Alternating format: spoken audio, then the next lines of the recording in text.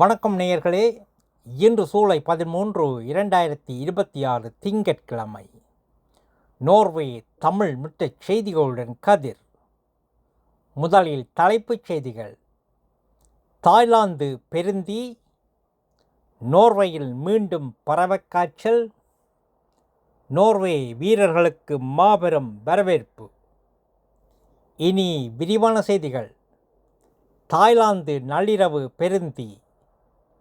பாங்காக்கில் ஏற்பட்ட தீ இடரில் 27 பேர் உயிரிழந்தனர், 63 பேர் காயமடைந்தனர்.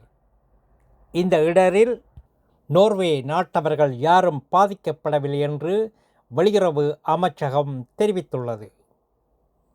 நோர்வேயில் மீண்டும் பறவைக்காய்ச்சல். நூர்லாண்ட், த்ரோம்ஸ், த்ரோன்லாக் பகுதிகளில் பறவைக்காய்ச்சல் மீண்டும் உறுதிப்படுத்தப்பட்டுள்ளது. நோயிட்ட அல்லது இறந்த பறவைகளை தொடாமல் அவற்றை கண்டால் அதிகாரிகளுக்கு தெரிவிக்குமாறு அறிவுறுத்தப்பட்டுள்ளது. நோர்வே வீரர்களுக்கு மாபெரும் வரவேற்பு.